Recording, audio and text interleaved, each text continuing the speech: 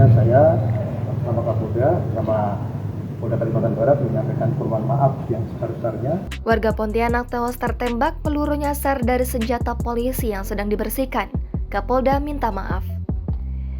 Korban bernama Suwardi yang saat itu mengemudikan mobil sedang berhenti di lampu merah perempatan Tanjung Pura, Pontianak pada Rabu 2 November siang.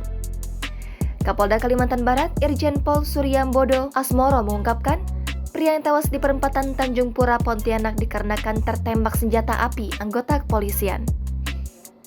Menurut Suryambodo, insiden tersebut terjadi saat anggota bernama Bribka Franky dari Satuan Lalu Lintas Polresta Pontianak tengah membersihkan senjata apinya.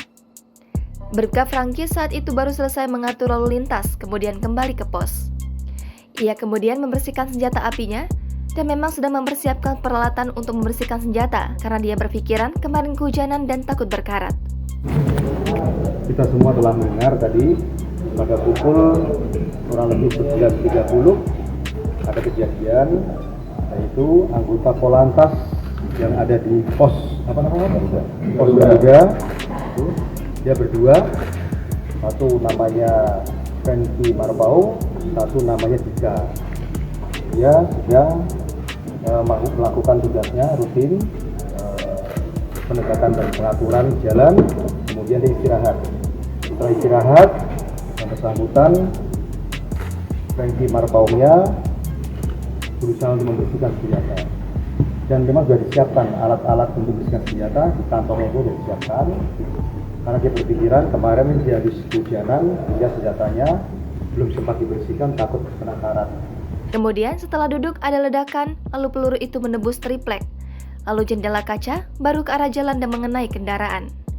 Ia baru sadar bahwa peluru dari pistol itu mengenai pengendara ketika sebuah mobil di Jalan Sultan Hamid II di bawah jembatan Kapuas 1 dari arah luar kota menuju pusat kota itu tidak bergerak saat lampu hijau dan menimbulkan antrean. Ketika mengecek mobil tersebut, ternyata di kaca pengemudi depan sebelah kanan mobil Nissan X-Trail hitam terdapat bekas lubang peluru. Kapolda Kalbar, Irjen Pol Suryambodo Asmoro menyampaikan permintaan maaf kepada pihak keluarga atas kejadian ini. Ia mengaku anggotanya bersalah dan lalai sehingga menimbulkan korban jiwa. Ia menegaskan akan memproses pidana dan kode etik terhadap anggota yang bersalah. Ya, saya sama Kapolda sama Polda Kalimantan Barat menyampaikan permohonan maaf yang sebesar-besarnya kepada keluarga besar almarhum Bapak Suwardi, korban yang kena tindakan yang meninggal dunia. Kemudian untuk kepada anggota itu sendiri dilakukan proses pidana maupun kode etik. Nanti Kakak ipar korban menyampaikan bahwa dirinya diinformasikan terkait peristiwa ini dari adiknya. Saya ditelepon adik saya. Nangis bang, katanya adik kamu ditembak di tol. Ya kan, kenapa? Nggak tahu, aku pun di rumah. Oh ya udah, aku pun langsung jalan. Kebetulan saya lagi di rumah keluarga. Ya udah, saya mainkan mobil saya terus.